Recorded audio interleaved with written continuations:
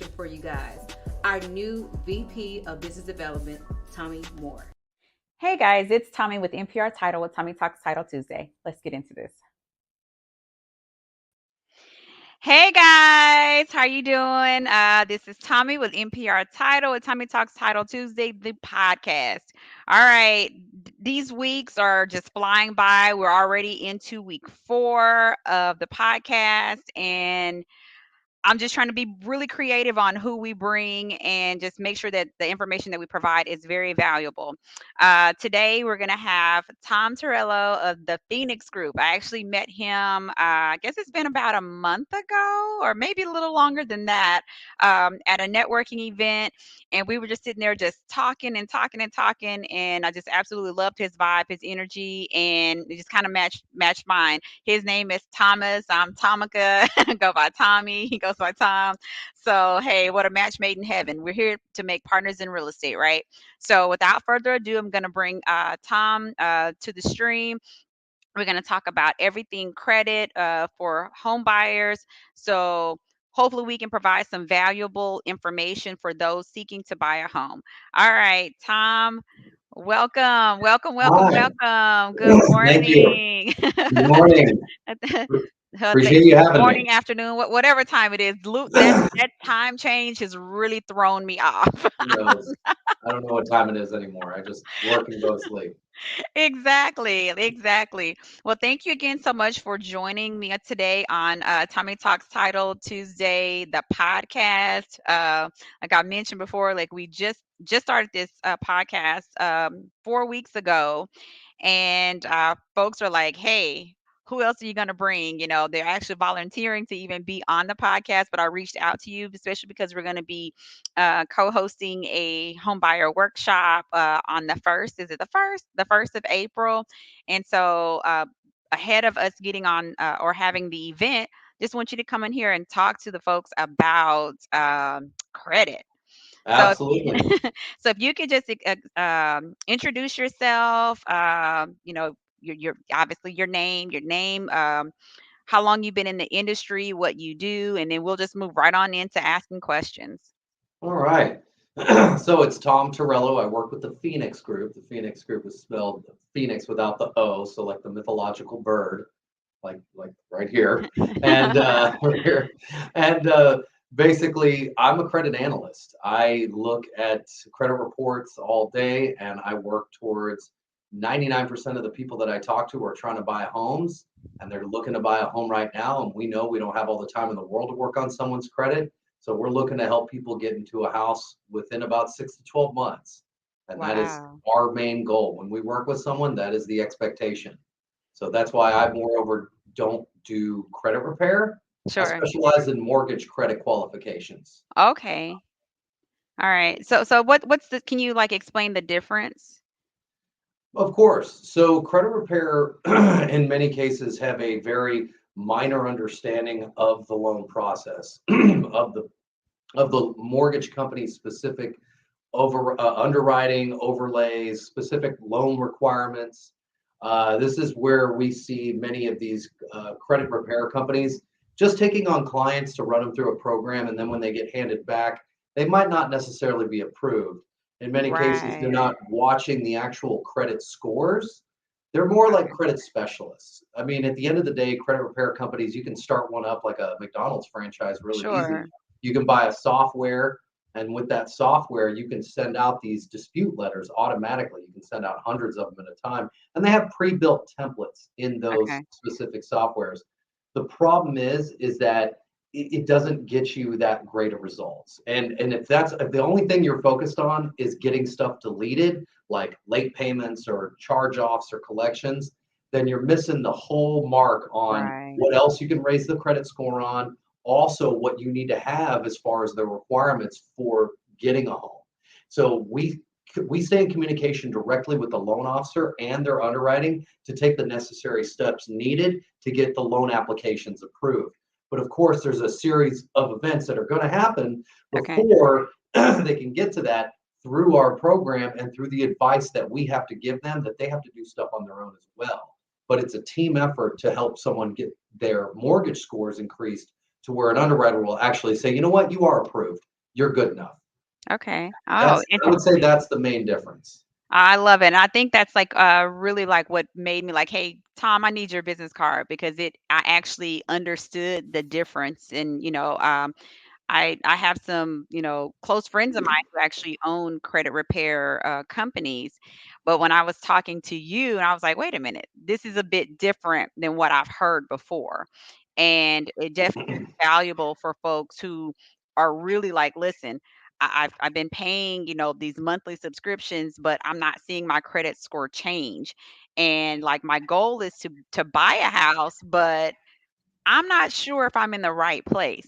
So, the Phoenix Group, I definitely see that, that there is a difference and, Yeah. and It's that people need monthly to know. subscription, right? That monthly subscription Right. that you do, and it's like that gym membership you just Right. forget about. Well, I'm paying Yeah, these that guys, I they're working on my credit. And then they tell you, oh, well, just go ahead and get on this portal and you can keep track of your results there. And you right. don't ever have to call me. Yeah, portal is a great way for someone to never call you. Just tell them, Sure. oh, just log in and you can see what's going on there. But when you go Right. look, it's only focused on the deletions. And you Yes. may get like a credit score like approximation, and we'll say your credit score may approximately be this, or if they are giving you the credit score, it's Okay. probably going to be the FICO 8, which or Okay. a Vantage score. So like the FICO 8 score you can get for free through Experian, and then the Vantage score is the one through Credit Karma. So with the Okay. Vantage score number one, that's not FICO based. Credit Karma's Vantage score 3.0. Barely any lenders are excuse me, they are not really using that score to determine whether or not they're going to loan you money. Okay. Basically, is what I'm saying, and it's not definitely not for mortgage. The FICO Mm, 8 is through Experian. That's more of an overall consumer credit score. There are some lenders that will use that, but when it comes to mortgage, not at all. The specific mortgage scores are the FICO 2, 4, and 5. Experian, TransUnion, and Equifax. okay. So there are like 50, 60 different credit scores out there, and they range everything from like to their FICO scores, from bank card to auto to mortgage to telecom to utilities to insurance. There's a bunch of different credit scores that specific underwriters will look at to decide whether they're going to loan you money or give you a policy or whatever the case may be.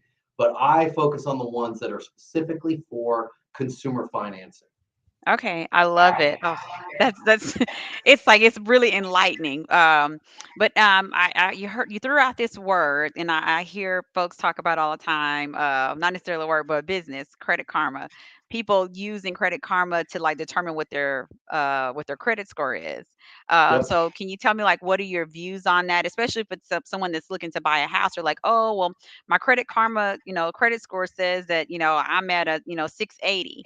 So, what are your views on that, and even like I mean, I took some notes here, like how are they even calculated? And how important is it for home buyers or potential home buyers to know what their credit score is? I know that's like a loaded question, but hopefully I you'll mean, that's a expound on it. rhetorical question because Yeah, we all know it's super important. I mean, at the end of the yeah, day, like you're trying to borrow money, you better know right, what your right, credit's up right. to. Don't just go run off to a loan officer thinking, well, I just want to go check it, because that's not a wise idea either. Sure. That's what these consumer sites are for. So you don't have to do a hard pull on your credit. When you do a hard inquiry on your credit, it can drop your score about 15 to 20 points. And if you don't Right. qualify, well, you just lost those points. So it's really not a good idea to just go run off and go check your credit through a loan officer. The best thing to do is use a consumer site. Now, Credit Karma, I'll give you my opinion on that. Uh, they don't go back the full 7 years of payment history. So you're not going to see all the account information. Okay. Also, they're not giving you different credit scores. They're just giving you a Vantage score.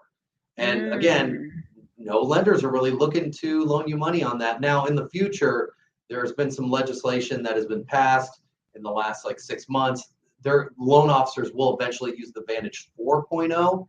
Who knows? This could take place in the next 5 to 10 years, but not anytime right. soon. But as far as Credit Karma is concerned, I'm not a big fan. I don't think it's a great site. I think Experian.com, it being one of the bureaus, Right. actually had, and the most richest bureau, they're the ones that make the most money. They have a very good consumer credit site that you can go to. You Mhm. can pull, so you can get a free sign up for a free account, and you can go there and get a free Yeah. Experian credit report with a FICO 8 score. So you can at least see one of your consumer credit scores. But if you want to get the service, you can sign up for a free 7-day trial. And Okay. you can pull the reports. And if you decide to keep the service, you don't have to, and you can cancel without getting charged. But you can keep the service. It's like $25 a month. But you'll be able to, once you do that, get all 3 reports, 7 years of payment history, and on the experience side, it will give you several different credit scores, from auto scores to bank card to your FICO 2 mortgage score. So you'll at Got least be able to it. get one of the mortgage scores. Plus, it's a great consumer site for alerts. Credit Karma is too. Credit Karma will give you alerts and everything. But, like I said, I'm more over with Experian because you get a lot more out of Sure. it. But Absolutely. it's great for just monitoring. Credit monitoring, again, you want to be aware where if all of a sudden your credit score drops or you get a new collection or something like that, or your credit score increases, guess what? You're getting an email a lot of the time through Experian. Right. Or you can go on the app and just look at your alerts really quick and see what's going on with your credit today. Sure. It's that Absolutely. simple. But if you want to get the most detailed account information on your credit at all, the bureaus made like a website 20 years ago called annualcreditreport.com. So Yes. the I remember those. Yeah. annualcreditreport.com, you used to only be able to pull that once a Once a year. year. That has changed. Really? Well, because of due to the pandemic. When the Okay. pandemic happened, the mail slowed down what happened with Makes the sense. response time with bureaus. See, the bureaus have 45 days to respond under the Fair Credit Reporting Act. Well, they Okay. couldn't live up to that when the mail slowdown happened. Right. So they got it extended. There was like something, kind of an update in the CARES Act, and it's very vague language. So it doesn't really say exactly when. Sure. But the consumers were also suffering then because they couldn't get mail either. They didn't get credit reports. They didn't know what was going on. So the government said, okay, we'll go ahead and let you pull your credit once a week through annualcreditreport.com. How awesome. Well, that's definitely that's some gems right there. I didn't Yeah, you realize won't that get you could any do it. you won't get any credit scores through them Sure. because it's just the Absolutely. most, but you'll get all the most detailed account information on everything on that account because those are directly from the bureaus themselves. I love it. Well, definitely appreciate those gems. Well, let me ask you this, Tom. A couple of weeks ago, we had a podcast where we were talking about forbearance moratoriums being lifted, Yep. and so that has, definitely with those forbearance moratoriums, a lot of folks aren't able to pay their mortgages, and they're going to be facing lots of challenges. So I have a question for you. How can home buyers navigate credit challenges such as bankruptcy or foreclosure and still achieve even the future goals of home ownership? Well, so do you want to discuss do you want me to discuss about the moratorium and the forbearances first and then answer that question? Yeah, sure, absolutely. Okay. Okay, so I thought for the most part the mortgage forbearances are pretty much done. They're pretty much Oh not doing yeah, they're what. done. Yeah, Yeah, they're done. they're done. But they whatever kind of agreement you had worked out with that loan provider, I mean, there's documentation to show like they had given you a forbearance, and in many cases they'll typically add whatever you owed onto the principal. So you got to look at your contracts really close because if they started reporting you late or you're going into foreclosure, you got to make sure that you were actually doing what was required, and you got a good Right. deal out of it. But when it comes to the other forbearance, the student loan forbearance, that's a different story. Yeah. We'll cover that here in a minute. But just Okay, to answer okay. your Yeah. question on the foreclosures and bankruptcies, when it comes down to it, these things do affect your credit. Are they going to absolutely prevent you from getting a home? Not necessarily. Okay. And this was a big misconception that I had when I was growing up as a child. My parents always said, you never want to file bankruptcy ever. It'll destroy your Right. credit. Yeah, oh, Yeah. blah, blah, blah, blah. Yeah. But the funny thing is, now that I work in credit, I know that you could go file a Chapter 7. You can Mhm. get credit cards immediately after you discharge and build up your credit to be in the high sevens at about 2 years. Then you can start looking to buy a home. And so now, yeah, you have a Wow. bankruptcy on your credit, but if you did everything you were supposed to do and built up your credit with credit cards and managing utilization, well, you're in the 700s and you're not gonna have any problems getting a home. Wow, So Tom. Like, that's the thing. Like when it comes to credit, many people don't understand you can actually turn things around in a sure. short time. In most situations I see, I would say a good 60, 70% of people I talk to are in a situation where they can turn themselves around. Right. They really are. Absolutely. Yeah. Oh, that's good. I mean, yeah, 'cause just like you, Tom, like I was told, like that's not what you want to do. You don't want to file Yeah. Of bankruptcy. course. But, they That's have the it end of the there. world, right? They have it as an option. So, like, Right. you have to be able to rebound. And they do Absolutely. make it, they don't educate people on this, but it is fairly, it's not easy, but it's something that is not exactly impossible or it's uber complicated. You Sure. can turn it around to be able to start getting financing goals achieved. That makes a lot of sense. I mean, and I bet you that will help a lot of folks as well. I mean, with me working in title, like we're starting to see files where homeowners are filing bankruptcy. But Yeah. as you're saying, it's not the end of the road for them. Like, they're like, No, oh no, just because they filed bankruptcy and they're selling this home doesn't prevent them from buying a house in the future. exactly. So that's really Exactly. good. All right, so let's touch on the other part. Okay. Student loan forbearances. Yes.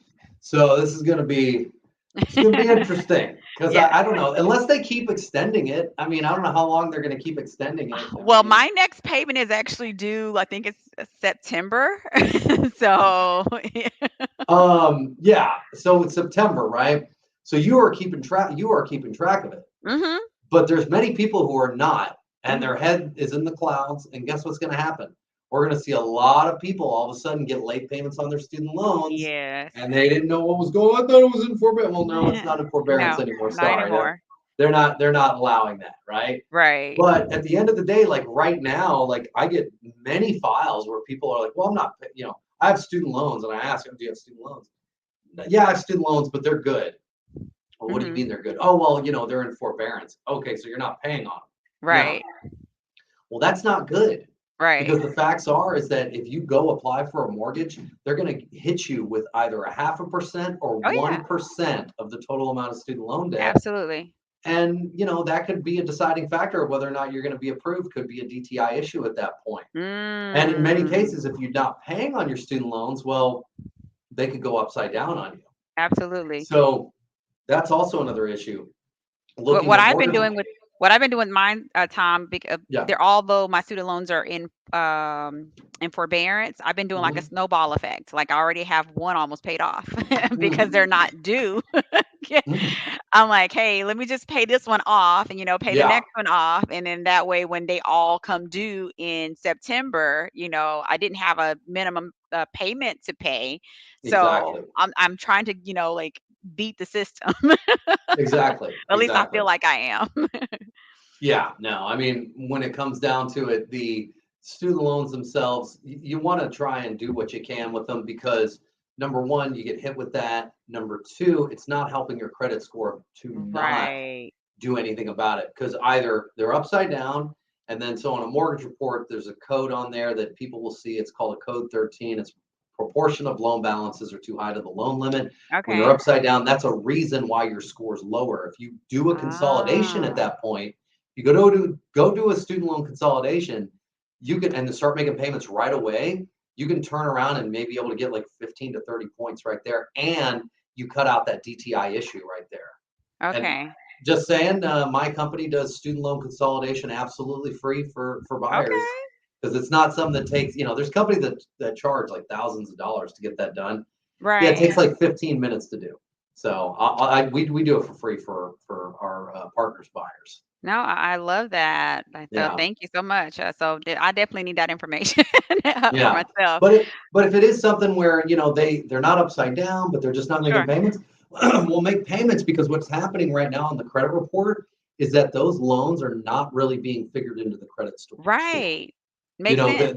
They're basically just sitting dormant. And if you have a loan that's 3 loans that are like 10 years old, all of a Right. sudden you start making payments. Now you got 10 years of payment history on 3 installment loans that's going Exactly. to get added. So you were asking, because I thought I heard you ask what makes up the credit score. Yes. Okay. So uh, variable different things. First being 10% new credit, 10% a mixture of credit, 15% length of credit history, and then 30% is your amount of debt, and that means your open revolving debt, not your collection debt, and then 35% is your payment history. Okay. Those are the main. And so credit payment history is one of the biggest contributing factors. So if you have things like late payments or any sort of collections or repossessions, bankruptcies, that all is under your payment history. It just goes to show Right. you did not have good payment history. All right, that makes a lot of sense. There's a definitely a lot to consider, especially when you as a first time home buyer. I know that I mean I've been talking to folks lately who are like interested in just paying cash for it, Yeah. for their homes because they're like, well, my credit is shot anyway, and I've been trying to repair this thing for years. Obviously, they're not working with the Phoenix Group, and because they're not working with the Phoenix Group, they're just paying that monthly subscription, just kind of just watching whatever happens with their credit report.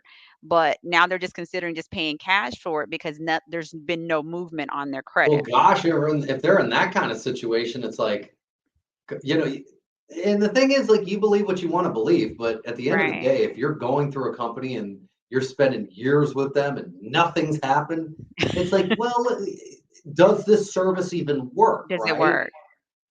Yes. I mean, it all depends on who's performing it and what's actually taking place. But Sure. the facts are, is like, no, you could always go purchase a home at a higher rate and then just refinance or pay it off later. If you need cash right now, don't just, oh, I'm going to go buy a home with cash. Right. You can Yes, turn your credit around. It's not that complicated, especially if you have that much cash. There's a lot of things exactly. you can do. That Yeah. I would think so as well. Well, tell me this. What are some common mistakes that potential home buyers make when it comes to their credit in financing their home purchase? Or do you think there's anything that they can avoid? Well, yeah. Number one, don't just build up a bunch of debt before you go buy a home. Don't go buy a car before you buy a home. Right. Yeah, and we hear that often. Yeah, don't just go rack up your credit cards before you go buy a home. Don't go out and get a bunch of installment loans. Just because you have a good credit score, you can buy a home. It Right. takes a lot more than a credit score just to buy a home. At the end of the day, you want to make sure that you don't have a bunch of open revolving debt sitting over your head when you go buy a home. Because that's just stupid, really. Right. I mean, unless you Yeah. can pay it off and you just don't care, but that doesn't make any sense either anyway, because if you have a lot of open revolving debt on your credit report, well, you could pay that down and get your scores boosted once you pay it down to the correct utilization. But Right. that would be the main thing. I would just say, like, don't go late. Don't don't go open up any new accounts while you're in that process, especially a car loan, because some Right. people will go get a $60,000 car loan right before they're looking to get a house, and then their credit score drops 50 points. Yeah. Well, I don't know what happened. I mean, I've seen people who have had like no derogatory marks on their credit, but because of the amount of money they've borrowed, they're in the low 600s. Wow. It's that 30% amount of debt on their FICO score making that happen. They just have so many, like $180,000 in car loans, a mortgage, and you're just like, That's crazy. you know, I know that, credit is always like a sensitive topic, when you're talking to folks. They don't, it's one thing that people keep secret. Now, obviously, when they've, gotten their credit scores above like, the sevens, now they want to post it all on Facebook to talk about like, this is what I've done. But what we don't know is like that they've worked with a credit analyst, that they've done some credit repair in order for their credit scores to get there. I know as a child, I was not necessarily taught about credit, but I was taught about, taught like you, Tom, don't file bankruptcy. yeah, And so, it's definitely what I'm trying to do. Like, I have a 7-year-old, I'm trying to teach him like the importance of credit. And, he's like, well, what is that? I was like, yeah, it's like, it's kind of like the internet. It's like it's imaginary space, yeah, but you don't want to mess it up. You don't want to ruin your online reputation and you don't want to ruin your credit. But yeah, just one thing that I really want to just like shed some light on is like how especially I'm going to say millennials, but whatever the generation is before them, the or after them, like letting them know like, hey, this is how you maintain a healthy credit relationship. Because one thing that I'm 44 years old, And I know I've had to like I've made some mistakes, and especially in college, when they offering you these credit cards, I had a Discover card, and I'm 19 years old, and here I am just, going to, Macy's all the time. but it I wasn't told how to manage those cards. No. So as a credit analyst, can you just offer some advice about how to just maintain a healthy credit profile? Sure. Sure. Well, first of all, don't just take your credit and act like you have cash. Right. Like at the end of the day, if you don't have the cash to pay the bill, it's there's no point getting the money. Makes Now, sense. obviously, when we're talking about installment loans, that's a different story. That's a different animal. Those kind of loans, auto loans, installment loans, you can pay those over a course of time. But even then, you want to be careful. You don't want to just like get like 10 installment loans because you're able to get money for, a payday loan or, Sure. some uh, what is it, like one main loan that's going to charge you, 29% interest, you know, but at the same time, like you don't want to have too many credit cards. Well, so for like getting all those installments, like accounts, that's an issue on credit reports. Okay. But also at the same time, you want to stay away from just cheap second tiered cards. So like a lot of things that the big buzz nowadays are these credit builders, right? You see them all over the place. Yeah. Extra, Chime, Self, Sky. And it's Right. like, and Experian has Experian Boost. They're all gimmicks. They're all gimmicks. Because when it comes down to it, and an underwriter, the person who's going to loan you the money, Sure. they're looking at your credit report and they see you got a score of 640 and they see Extra and Chime and Sky. And then they see another guy who's got a 640 and he's got Capital One, Bank of America, Right. American Express. Who's he going to loan money to more? Who's he going to be The other more guy. comfortable with? The other guy. Yeah. Absolutely. So, and also at the same time, but some of these are not good for your credit. So, like with Experian or Rent Reporters or Experian Boost, you could report your rent, right? And say your Sure. rent's $1,500. Well, on the credit report, it's going to show your monthly payment as $1,500, but the balance is going to be $1,500 every month. So what does that mean? Now you're at 100% utilization. Whoa. You're at 100% utilization, and it's going to bring your score down. So, like, sure, if you want to have Yeah. some credit, if you have no credit and you start Experian Boost and you add some phone bills, yes, you're going to start reporting a score because you've never Right. had a credit score. But that's just a gimmicky way of doing it. The best thing to do if you don't have good credit, which I'll say that we know this like the back of our hand, our Madam President's son, he just turned 18. His Okay. credit score is in the 800s. Okay.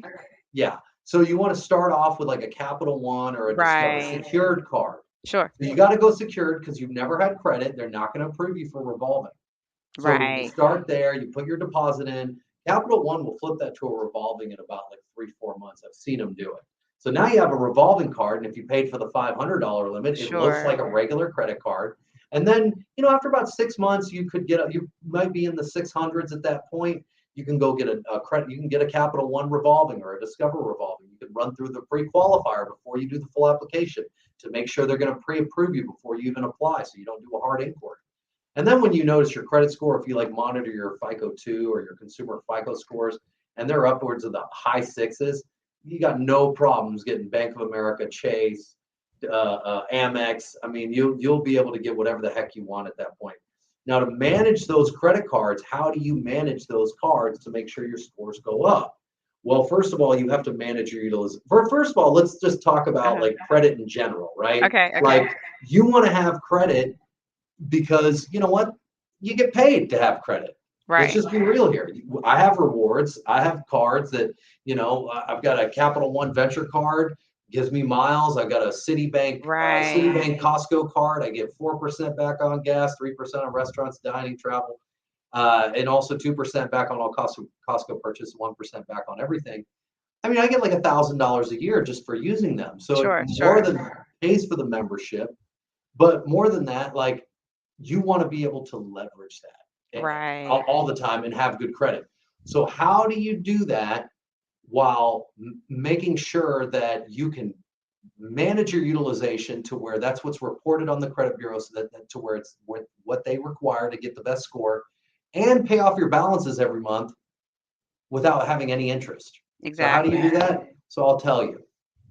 What you do is you call your credit card companies and you ask them, what date do you report my information back to the credit bureaus? Okay. So this is their Mhm. reporting date, right? And so there's a cycle date when they change over to the new month, and there's the due date. But the reporting date might be on the cycle date. You're always going to probably have to pay 2 payments a month. Okay. So you just got to manage it. But let's say the cycle date's on the 2nd, the reporting date's on the 15th, due date's on the 28th. On the 14th, say you have a $10,000 venture capital one card.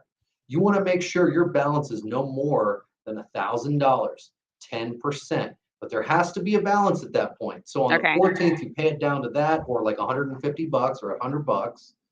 Keep it at 1%. And then on the 15th, don't spend any money on the card. That's what gets reported. And then all of a sudden, now you got a score increase, Makes sense. and then pay it off by the 28th. That makes And that's sense. it. And just pay it off. And there you go. You don't pay any interest. You get to reap the rewards of your benefits, and you get a credit score increase. That's how you're going to manage your cards moving forward. Best suggestion I'd say is, like, typically don't go over 3 to 5 credit cards either. You don't want to Yeah. have more than that. It just Oh it, yeah. it, it could get you into bad habits. So It you got can to be definitely get you careful. into bad habits. I mean, Yeah. like I mentioned, like I mean, I had credit cards in right out of high school, and my freshman junior year in college, and I started racking them up. Yeah. From Discover to Capital One, like good credit cards, but I didn't know how to manage them, and I had a part time job to pay all of those bills. Excuse me, those bills back, but I definitely wasn't managing in them and watching, like, when is the due date, and just start maxing them out. I remember I had to use one my Discover card actually for car repairs, which was good because I had the card. However, but still like not knowing how to just maintain that healthy credit profile, as the years begin to pass. But I Yeah. mean, that's just some great information that you provided, and I mean, I'm definitely gonna, continue to teach my son on how to manage his credit, as he gets older, and understanding like, hey, just don't mess it up because Yeah, once you like mess if it you up, can't pay off your credit cards on a monthly basis, like yeah, don't rack up the debt. Like it's not worth it to be paying that interest, because that interest is crazy. And if you ever want to try and get your interest rates down, if you ever get in that situation, you want to call those credit card companies, sure, threaten, talk to a manager, threaten to close the card. oh I yeah, need my interest rate down. I need this down. And just okay, keep calling them every month until you okay, can get those down. And then do the that's good advice. snowball effect if you have different cards, just Absolutely, absolutely. Listen, I've snowball it, definitely played to that many times. But yeah. thank you so much, Tom. I mean, I got have your email address here. It's Thomas T at thephenixgroup.com. Tom will actually be at our home buyer workshop. That we can answer. So it's the Veterans Home Buyer Workshop. It's going to be on April 1st at NPR Title in Plano. And we're not just going to have the typical home buyer workshop. We're going to have booths set up. So when you need to ask Tom a question, you don't have to ask it in front of a forum of people. You go to his booth and you talk to him and you ask him your credit question. We want to make sure that we're being very intentional to help home buyers get into their homes. So be sure to come out. And even if you're not a veteran and you have these questions, he will be there on April 1st. So, is there any last words that you would like to add, Tom? Any information that you would like to provide? I mean, as of right now, I just would say that if any of you who are watching this have buyers that or are looking to buy, or just want to have your credit improved, and you want to have really good advice and someone to just push you down the right path. I mean, I do a free credit analysis and a free consultation.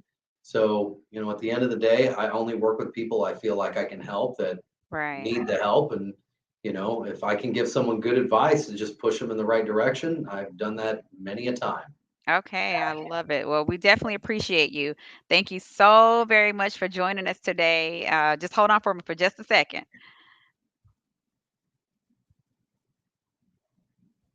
All right, I pushed the right button though. All right, thank you so much, Tom, for joining us today on Tommy Talks Title. Uh, definitely appreciate any credit advice, credit tips that we can utilize, especially if we're going into the home buying process.